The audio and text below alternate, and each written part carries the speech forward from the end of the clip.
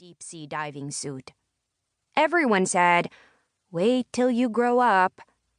But now that I'm older and stronger, because I'm almost 8, there's no place in the kitchen to hang a suit and no money to buy one.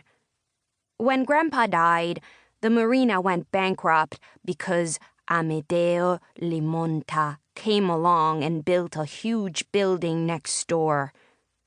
I've never met Amedeo Limonta, but I do know the story about how he lost his honor. Amedeo grew up in a simple family of sardiners. That's what we call the fishermen who fish for those little fish. Giulio, his father, was one of the most respected men in the village. Grandpa said that he hardly ever spoke, but when he did, his words carried the sweet sound of the waves. One night, Giulio was taken by the sea. Afterward, Amedeo Limonta lived alone with his mother but kept fishing for sardines. But he wasn't happy. Some people say that the sea wind drove him mad. Others, that the salt got inside his head and made him lose his love of the ocean. Whatever happened, Amedeo and the sea became enemies. The more he cursed the waves, the angrier they grew and the more they tossed his boat. He caught fewer and fewer sardines, and the ones he did catch were smaller and smaller. The sea stopped listening to him. Amedeo ended up with just one goal in life: to make money. So he forgot about sardines and started fishing for bluefin tuna. And that was how he slowly lost his sailor's soul and betrayed the sea. During the migration, when the bluefin travel in schools, Amedeo Limonta made a huge net to catch millions of them. He then put them in big underwater cages until they grew big enough for him to sell in Japan. He made lots of money, but lost the respect of the local people.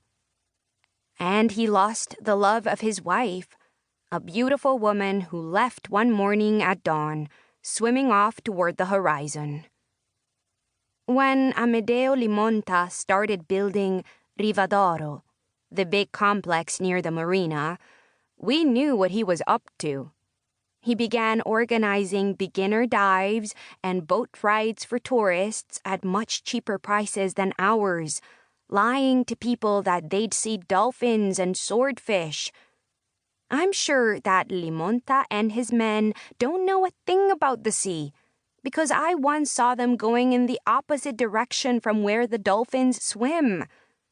I told them where to go, but they said, "Forget about it, you little shrimp." I think it was meant to be an insult, but I like shrimp. Rivadoro is so clean that it makes you feel more like you're in a hospital than by the sea. Right from the start, I didn't like Amedeo Limonta, with his perfect mustache and hair that looks like it's been licked by a cow. His team is made up of 3 dimwits who buzz around him like flies. Number 3. About why Richard and Anselmo are sea people like us. Richard, aka Richard the Lionfish, is my best friend. He's the youngest of 5 and lives up in the hills, but he loves the sea and used to spend a lot of time with me at the marina. We go to the same school. He's very shy and sometimes gets bad grades because he whispers the answers to questions and the teacher can't hear what he said. I nudge him to speak louder, but he can't. At recess, while the others swap cards, we sit on the wall at the end of the yard and swap things from the sea. Richard and I don't understand why Amedeo Limonta built Rivadoro near the marina when he couldn't care less about the sea. But the tourists and new people don't know anything about his bad past. So while Rivadoro gets...